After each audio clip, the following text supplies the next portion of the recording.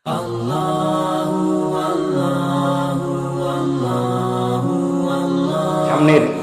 1446 হিজরি এবং এই হিজরি বছরের প্রথম মাস হলো মুহররমুল হারাম। এই মুহররমুল হারাম নিয়ে আমরা কয়েকটি কথা বলি। আল্লাহ নবী সাল্লাল্লাহু আলাইহি ওয়াসাল্লাম বলেছেন, আফদালুস সিয়ামি বা'দা রমাদান শাহরুল্লাহিল মুহররম ওয়া আফদালুস সালাতি বা'দাল ফরিয়দাতি সালাতুল লাইল। নবী সাল্লাল্লাহু আলাইহি ওয়াসাল্লাম বলেছেন, রমজানের পরে কেউ যদি রোজা রাখতে চায়, রমজানের পরে কেউ যদি রোজা রাখতে চায়, তার জন্য উত্তম হলো মুহররম মাসে রোজা রাখা। কেননা এই মাসটা হলো শাহরুল্লাহ, আল্লাহর মাস। কার মাস? আল্লাহর মাস, শাহরুল্লাহিল মুহররম। তো হাদিসের মধ্যে এই মাসটাকে আল্লাহর মাস বলা হয়েছে। কার মাস বলা হয়েছে? সব কিছুই আল্লাহর। মুহররম মাস আল্লাহর, অন্য মাস কি আমাদের নাকি? তাই না? বাইতুল্লাহ, যেমন আমরা কাবাকে কি বলি? বাইতুল্লাহ বলি, আল্লাহর ঘর। হ্যাঁ বলেছি, আমি বলি আমি যে বাড়িতে থাকি ওই বাড়িটা কি আমার? ওটাও তো আল্লাহর ঘর। ওটাও কি আল্লাহর ঘর। যে ভূখণ্ডে বসবাস করি ওই ভূখণ্ডও আরদুল্লাহ, আল্লাহর জমিন। তবে অন্যগুলোকে আরদুল্লাহ, বাইতুল্লাহ বলা হয় না। শুধু কাবাকে বাইতুল্লাহ কেন বলা হয়? কাবার সম্মানার্থে, কাবার সম্মানার্থে। তদ্রূপ মুহররম মাসের সম্মানার্থে আল্লাহ রাসূল সাল্লাল্লাহু আলাইহি ওয়াসাল্লাম এই মাসটাকে কি বলেছেন? শাহরুল্লাহ বলেছেন, আল্লাহর মাস বলেছেন। নবী করিম সাল্লাল্লাহু আলাইহি ওয়াসাল্লাম, কেউ যদি রোজা রাখতে চাও তাহলে রমজানের পরে তোমাদের জন্য শ্রেষ্ঠ সময়, ভালো সময়, উত্তম সময় রোজা রাখার মুহররম মাস। কাজেই আমরা মুহররম মাসে রোজা রাখবো। আশুরার 10 তারিখে রোজা রাখবো। আল্লাহ নবী সাল্লাল্লাহু আলাইহি ওয়াসাল্লামের সুন্নাহ অনুযায়ী প্রত্যেক মাসে 13, 14, 15 সোমবার, বৃহস্পতিবার অন্য মাসে রাখবো। এই মাস যেহেতু আরো বেশি ফজিলতপূর্ণ, কাজে এই মাসে আরো একটু তাকিদ দিয়ে রাখবো। চেষ্টা করবো তো ইনশাল্লাহ, আল্লাহ তৌফিক দান করুন।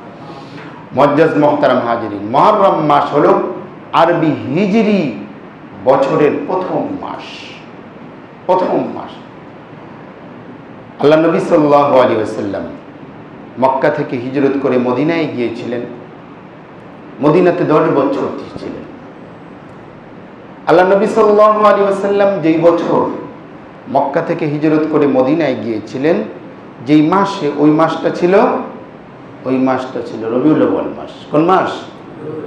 রবিউল আউয়াল মাস। দেখুন, আল্লাহ নবী সাল্লাল্লাহু আলাইহি ওয়াসাল্লাম রবিউল আউয়াল মাসে জন্মগ্রহণ করেছেন, রবিউল আউয়াল মাসে ইন্তেকাল করেছেন, এটা আমরা সবাই জানি। কিন্তু আল্লাহ নবী সাল্লাল্লাহু আলাইহি ওয়াসাল্লাম যে রবিউল আউয়াল মাসে হিজরত করেছিলেন, এটা আমরা খুব কম সংখ্যক মানুষ জানি, জানলেও ভুলে যাই, ঠিক কিনা? অথচ ওলামায়ে কেরাম লিখেছেন, হাদিসের ব্যাখ্যাকাররা লিখেছেন, আল্লাহ রাসূল সাল্লাল্লাহু আলাইহি ওয়াসাল্লামের জন্ম বা মৃত্যুর চেয়ে হিজরত গুরুত্বপূর্ণ কম নয়। এজন্য হযরত ওমর ইবনুল খাত্তাব রাদিয়াল্লাহু তাআলা আনহুর সময় যখন উনি ক্যালেন্ডার তৈরি করেন, হিজরি ক্যালেন্ডার কে তৈরি করেছিলেন? হযরত ওমর রাদিয়াল্লাহু তাআলা আনহু 16 হিজরিতে, 16 হিজরিতে এটা উনি তৈরি করেছিলেন। তবে 16 বছর আগে থেকে নিয়ে গণনা শুরু করেছিলেন। তো হযরত ওমর ইবনুল খাত্তাব রাদিয়াল্লাহু তাআলা আনহু করেছিলেন যখন বিখ্যাত সাহাবী হযরত আবু মুসা আশআরী, ওনাকে ইরাকের গভর্নরই দেওয়া হয়েছিল। উনি চিঠি লিখে জানালেন, আমিরুল মুমিনিন, আমরা দাপ্তরিক কাজ করতে গিয়ে বেশ কিছু জটিলতার মুখোমুখি হই। কেননা অন্যান্য জাতি তারা তো ডেট, তারিখ, সাল, বছর ইত্যাদি এগুলো লিখে রাখে। আর আমাদের লিখতে হয় এরকমভাবে, কোনো ঐতিহাসিক ঘটনাকে কেন্দ্র করে লিখতে হয় যে অমুক ঘটনার এত মাস পরে, অমুক ঘটনা 3 দিন আগে। যেহেতু আমাদের তো নির্দিষ্ট ক্যালেন্ডার নেই, তো যদি একটা ক্যালেন্ডার তৈরি করে দিতেন ভালো হতো। হযরত ওমর রাদিয়াল্লাহু তাআলা আনহু সভাসদদেরকে নিয়ে বসলেন। যে সবার সদস্য ছিলেন হযরতে ওসমান, হযরতে আলী, হযরত আব্দুর রহমান বিন আউফ, মানে বদরি সাহাবী এবং আশারায়ে মুবাশশারা, যাদেরকে জান্নাতের সুসংবাদ দেওয়া হয়েছে, এই সকল সাহাবীদেরকে নিয়ে হযরত ওমর বসতেন রাদিয়াল্লাহু তাআলা। উনি বসলেন, বসার পরে বললেন, ঠিক আছে, সবাই একমত হলেন যে হ্যাঁ একটা বর্ষপঞ্জি, একটা ক্যালেন্ডার তৈরি করা হোক। বলে ঠিক আছে, তাহলে আমরা কবে থেকে গণনা শুরু করতে পারি, কোন বছর থেকে গণনা শুরু করতে পারি? একটা মত আসলো যে আল্লাহ নবী সাল্লাল্লাহু আলাইহি ওয়াসাল্লামের জন্মের বছর থেকে আমরা গণনা শুরু করতে পারি। আরেকটা মত হলো যে আল্লাহ নবী সাল্লাল্লাহু আলাইহি ওয়াসাল্লামের ইন্তেকালের, ওয়াফাতের বছর থেকে আমরা গণনা শুরু করতে পারি। আরেকটা মত আসলো আল্লাহ নবী সাল্লাল্লাহু আলাইহি ওয়াসাল্লামের হিজরতের বছর থেকে আমরা কি করতে পারি, গণনা শুরু করতে পারি। হযরত আলী রাদিয়াল্লাহু তাআলা আনহু বিশেষ করে তিনি এই হিজরতের বছরের মত দিয়েছিলেন এবং পরবর্তীতে ওমরও একমত পোষণ করেছিলেন। অন্য মতগুলো কেন নেন নেই, সেটা নেন নেই নবী করিম সাল্লাল্লাহু আলাইহি ওয়াসাল্লামের জন্মকে কেন্দ্র করে। হযরত ওমর রাদিয়াল্লাহু তাআলা আনহু বলেছিলেন যে ঈসাইরা, খ্রিস্টানরা যেহেতু হযরত ঈসা আলাইহিস সালাতু ওয়াস সালামের জন্মকে কেন্দ্র করে তারা অনেক কিছু করে, কাজেই আমরা এমন কিছু করব না যেটা ওদের সাথে সাদৃশ্য হয়ে যায়। আর মৃত্যু বলে, মৃত্যুর বছরটা হলো তো আসলে কষ্টের, বেদনার বছর, আমরা ওটা দিয়ে শুরু করতে চাচ্ছি না, হিজরতটাকে শুরু করতে চাই। হযরত আলী যুক্তি দিলেন, লজিক দিলেন যে হিজরতটা হলো স্মরণীয় এবং হিজরতটা হলো মূলত হক এবং বাতিলের মধ্যে পার্থক্যকারী। হিজরতের আগে মুসলমানদের অবস্থান আর হিজরতের পরের অবস্থান অনেক বেশি পার্থক্য। হিজরতের মাধ্যমে আল্লাহ নবী সাল্লাল্লাহু আলাইহি ওয়াসাল্লাম একটা ভূখণ্ড পেলেন, সেই ভূখণ্ডের আল্লাহ রসুল সাল্লাল্লাহু আলাইহি ওয়াসাল্লাম রাষ্ট্রপ্রধান। হিজরতের মাধ্যমে আল্লাহ রসুল সাল্লাল্লাহু আলাইহি ওয়াসাল্লাম প্রকাশ্যে নামাজ পড়তে পারলেন। মক্কায় চুপি চুপি নামাজ পড়তে হলো। হিজরতের পরে আল্লাহ নবী সাল্লাল্লাহু আলাইহি ওয়াসাল্লাম ওপেন জুমার নামাজ পড়তেন। মক্কায় থাকা অবস্থায় কিন্তু এরকম জুমার নামাজ পড়া হতো না। হিজরতের পরে যত বিধান এসেছে নামাজ ছাড়া, নামাজ মক্কায় ফরজ হয়েছিল, বাদবাকি রোজা, যাকাত, হজ, জিহাদ, এই সবগুলো বিধান হিজরতের পরেই কি হয়েছে। এবং যেখানে মক্কার জমিনে 13 বছর আল্লাহ নবী সাল্লাল্লাহু আলাইহি ওয়াসাল্লাম দাওয়াতি কাজ করার পরে আল্লাহ রসুল সাল্লাল্লাহু আলাইহি ওয়াসাল্লাম যতটুকু ফলাফল পেয়েছিলেন, মদিনায় আসার পরে এক দিনে 1 বছরের চেয়ে বেশি ফলাফল পাচ্ছিলেন। এবং আশেপাশের অন্য সকল ছোটখাটো গোত্র তারাও আল্লাহ রসুল সাল্লাল্লাহু আলাইহি ওয়াসাল্লামের কাছে এসে সন্ধি বা চুক্তি করে যেতে লাগলো। আল্লাহ রসুল সাল্লাল্লাহু আলাইহি ওয়াসাল্লাম হিজরতের পরে যে মক্কার জমিন আল্লাহ নবী সাল্লাল্লাহু আলাইহি ওয়াসাল্লাম ছেড়েছিলেন, ছাড়ার সময় চোখটা ছলছল করছিল। যখন ছেড়েছিলেন তখন বলেছিলেন, মা আতিয়াবাকা, কত প্রিয় হে আমার মাতৃভূমি তুমি, তোমার এই ভূখণ্ডে আমি থেকেছি, বড় হয়েছি, যদি আমাকে ওরা আজ বের না করে দিত আমি কখনোই তোমাকে ছেড়ে যেতাম না। নবী করিম সাল্লাল্লাহু আলাইহি ওয়াসাল্লাম দুঃখিত হৃদয় নিয়ে বের হয়ে গেলেন। আল্লাহ রাব্বুল ইজ্জত ওয়াল জালাল বললেন, ইন্নাল্লাযী ফারাদা আলাইকাল কুরআনা লারাদ্দুকা ইলা মাআদ, সূরা কাসাসের মধ্যে এসেছে যে আল্লাহ আপনার উপরে কোরআন ফরজ করেছে, আপনি নিশ্চিত থাকুন সেই আল্লাহ আপনার মাতৃভূমি আপনাকে ফেরত দিবেন। আল্লাহ নবীর কাছে আল্লাহ রাব্বুল ইজ্জত ওয়াল জালাল ঠিক হিজরতের 8 বছরের মাথায় গিয়ে মাতৃভূমি ফেরত দিয়ে দিলেন। যে মাতৃভূমিতে আল্লাহ নবী সাল্লাল্লাহু আলাইহি ওয়াসাল্লাম রাতের আধারে বের হয়ে চলে গিয়েছিলেন, যে মাতৃভূমি আল্লাহ রসুল সাল্লাল্লাহু আলাইহি ওয়াসাল্লাম যেখানকার সবচেয়ে বড় কুদরত হলো বাইতুল্লাহ। এই বাইতুল্লাহ আগে সময় লোকজন কম ছিল, ওপেন ভিতরে যাওয়া যেত। আল্লাহ রসুল সাল্লাল্লাহু আলাইহি ওয়াসাল্লাম যে বাইতুল্লাহর প্রহরী, যে চাবি রাখার জিম্মাদারি যার ছিল, তাকে বললেন যে একটু চাবিটা দিয়ে বাইতুল্লাহর দরজাটা, গেটটা একটু খুলে দাও, আমি একটু ভিতরে যেতে চাই। বলে, না, আপনার জন্য অনুমতি নেই, অন্যরা যেতে পারবে, আপনি যেতে পারবেন না। আল্লাহ নবী সাল্লাল্লাহু আলাইহি ওয়াসাল্লাম বলেন যে এমন করে বলো না, এমনও তো হতে পারে এই চাবি একসময় আমার হাতে আসবে, আমি যাকে চাই তাকেই সিলেক্ট করে তার হাতে দিয়ে দিতে পারি। তখন সে বলেছিল, তখন তো মক্কাবাসীর জন্য, কুরাইশের জন্য বড় দুর্দিন হবে। আল্লাহ নবী সাল্লাল্লাহু আলাইহি ওয়াসাল্লাম বলেছিলেন, না, তুমি ভুল বলছো, সেদিন দুর্দিন হবে না। সেই দিন এই জাতির জন্য, মক্কাবাসীর জন্য, কুরাইশদের জন্য সবচেয়ে গর্বের বিষয় হবে।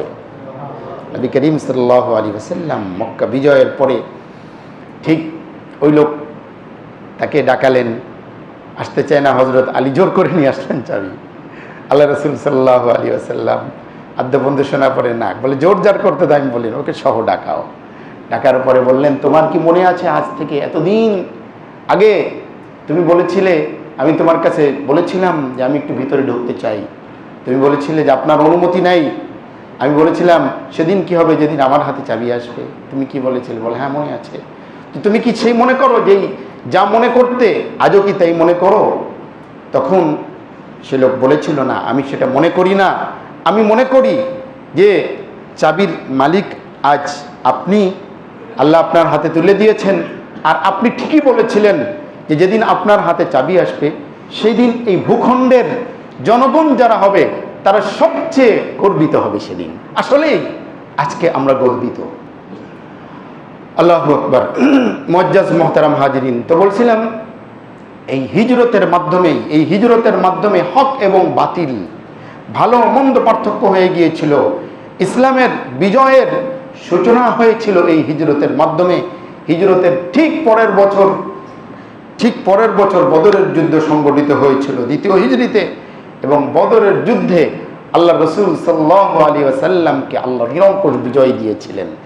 কাফেরদের, মক্কার লোকজন, তাদের যে শৌর্য বীর্য, তাদের যেই বীর বাহাদুরি এবং তাদের যে অহমিকা, আল্লাহ তাদের সেই অহমিকাকে মাটির সাথে মিশিয়ে দিয়েছিলেন। সেটা হয়েছিল হিজরতের মাধ্যমেই। এই জন্য হিজরত অত্যন্ত ইম্পর্টেন্ট, অত্যন্ত গুরুত্বপূর্ণ হওয়ার কারণে হযরত ওমর ইবনুল খাত্তাব রাদিয়াল্লাহু তাআলা আনহু ইসলামিক ক্যালেন্ডার তৈরি করেছিলেন হিজরতকে কেন্দ্র করে। বুঝাতে পারছি? প্রিয় হাজিরিন, এমনই হিজরতে 1445টি বছর শেষ হয়ে 1446 বছরে পড়তে যাচ্ছে। প্রিয় হাজিরিন, আসুন এই হিজরতের উপলব্ধি আমরা ধারণ করি। আল্লাহ রাসূল সাল্লাল্লাহু আলাইহি ওয়াসাল্লাম বলেছেন, আল মুহাজিরু মান হাজারা মা নাহাল্লাহু আনহু। হিজরত কাকে বলে? হিজরত বলা হয় দ্বীনের জন্য, হিজরত বলা হয় আল্লাহ সন্তুষ্টির জন্য।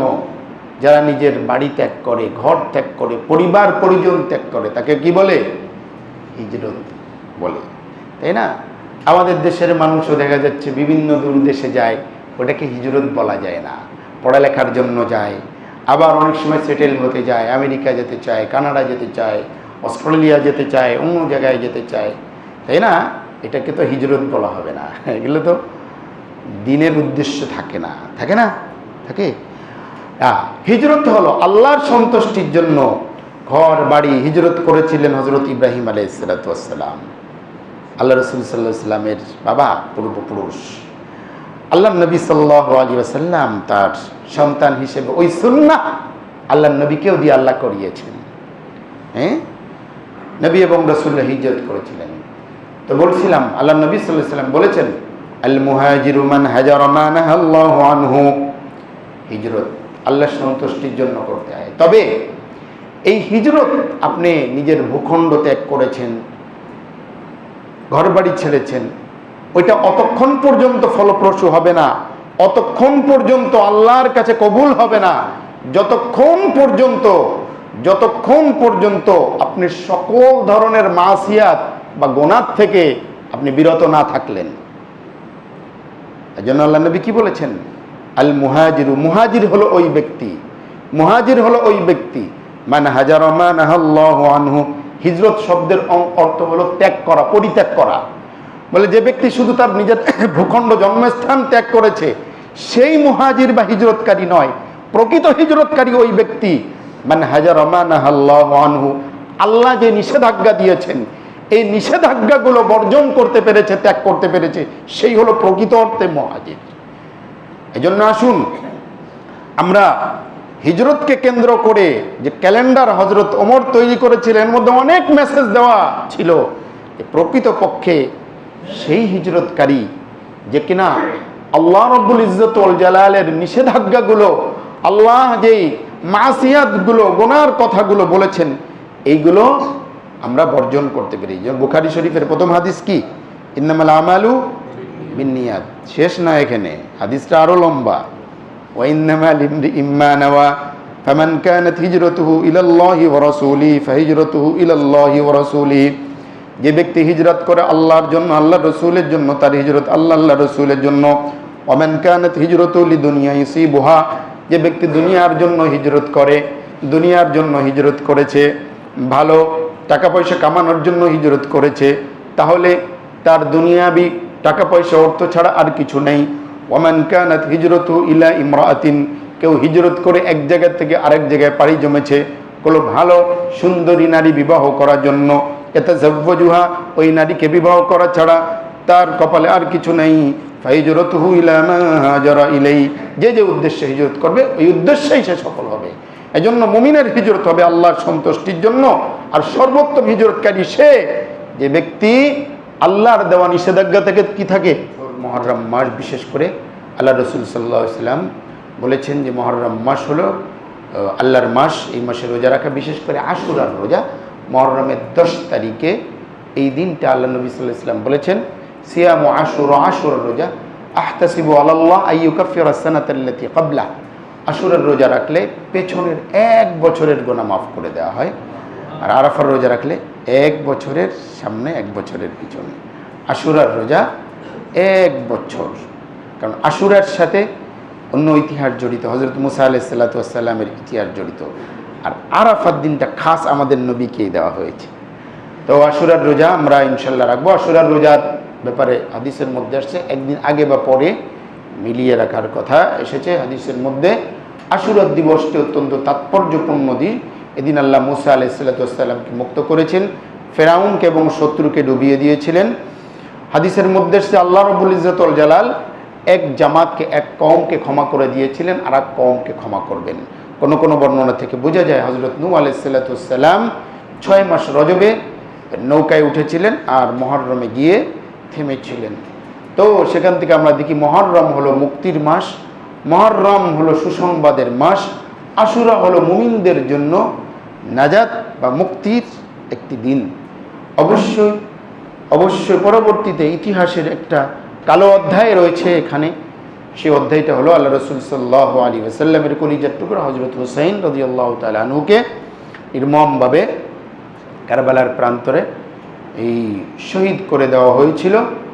আমরা হযরত হুসাইনের জন্য দোয়া করি, এবং দোয়া তো করি খুতবার সময়, খুতবার বাইরে দোয়া করি আল্লাহ নবীর এই আদরের দুলাল কলিজার টুকরাকে জান্নাতে যুবকদের সর্দার করবেন বলে আল্লাহ রাসূল সাল্লাল্লাহু আলাইহি ওয়াসাল্লাম বলেছেন।